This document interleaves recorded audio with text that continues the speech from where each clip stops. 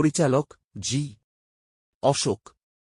প্রধান শিল্পী সোহম শাহ, কেরশরী লাল সিংহ, নুসরিরাত ভারুচ্ছা, পুষ্পা, নোরা ফাতেহাই, কামিনী। মুক্তি তারিখ 5 সেপ্টেম্বর 2025। ভাষা হিন্দি। বিশেষত্ব পুরো ছবিটি শব্দ ছাড়া, ডায়ালগ নেই। গল্পের সারাংশ।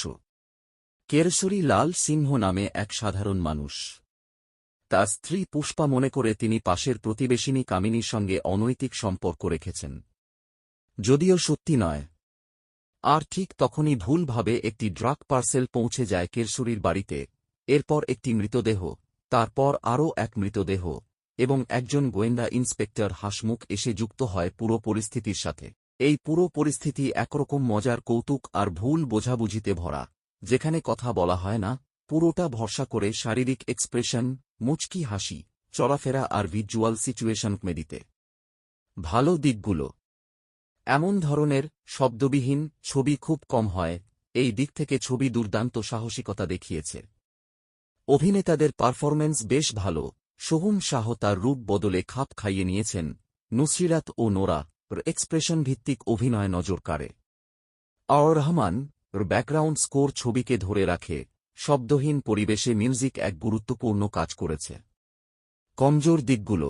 প্রথমার্ধ কিছুটা ধীর গতি পায়, কিছু দৃশ্য এখনও একটু বিভ্রান্তিকর হয়ে উঠেছে। গল্পের এক্সপ্লোরেশন একটু বেশি হতে পারত। দিকনির্দেশনা বা সম্পাদনায় কিছু জায়গায় আরও ত্রুটি রয়েছে। যে দর্শকরা ডায়ালগ ভিত্তিক কমেডি বা রোমান্টিক হাস্যরস পছন্দ করেন, তারা হয়তো এই ধরনের ভিজুয়াল কমেডি থ্রিলার মিক্স এ পুরোপুরি মিশে উঠতে পারবেন না। ব্যক্তিগত মতামত। যদি তুমি একটু ভিন্ন ধাঁচের বলিউড ছবি দেখতে চান, যেখানে কথার নয়, চেহারার ভাব ও পরিস্থিতির ভাষায় সক্রিয়, তাহলে এই ছবি তোমার দেখার তালিকায় থাকতে পারে। তবে মনে রাখতে হবে, পুরোপুরি মাস মুভি হিসেবে নয়।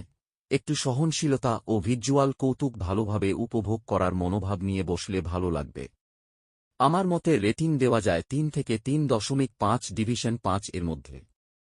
সমালোচকদের rating. The Times of India 3 division 5। Film information তুলনামূলক কম মন্তব্য রয়েছে, বলছে ব্যবসায়িকভাবে ভালো শুরু হয়নি। শেষ কথা। উফ ইয়ে শিয়াপা, এমন এক চেষ্টা যা বলিউডে খুব কম হয়েছে। কথা নেই, বিশুদ্ধ ভিজুয়াল কৌতুক ও থ্রিলার মিশ্রণ। সব দিক থেকে পারফেক্ট নয়, তবে অভিজ্ঞতার জন্য একবার দেখা যেতে পারে। তুমি যদি চান, তাহলে আমি চাচ্ছি ছবির স্পয়লার সহ বিশ্লেষণ দিতে পারি, যেখানে গল্পের প্রতিটি মোড় ও ছোট ছোট জিনিস বিশ্লেষণ হবে। কি করে হবে?